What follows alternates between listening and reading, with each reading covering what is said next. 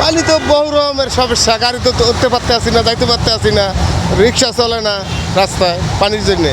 এটা সমাধান করার দরকার সরকারের। এটা কাজ করলে কিভাবে ভালো হবে। সুইচ লাইন বন্ধ, এই যে পানি সরতে আসে না, এই যে রাস্তায় যেগুলা রোডের এগুলা ব্লক হয়ে গেছে গা, ময়লা টলা এগুলো আটকায় পানি আটকায় গেছে। অনেক সমস্যা হচ্ছে, অবশ্যই দরকার। সরকারকে বলবো এটা খেয়াল রাখার জন্য, যে যাতে পানি নামার মতো ড্রেন সিস্টেম করার জন্য। কর্তৃপক্ষকে বলতে চাই যে এই অচিরেই এই ধরনের জলবিদ্যুৎ নিরসন করার জন্য। আজকে তো জ্যাম ছিল, সংসদ ভবনের পর হইতে আসতে 2 ঘন্টা লাগছে। তো সমস্যা হইতেছে, আমাদের অনেক কষ্ট হইতেছে। সরকারের উচিত এগুলির দিকে লক্ষ্য করা।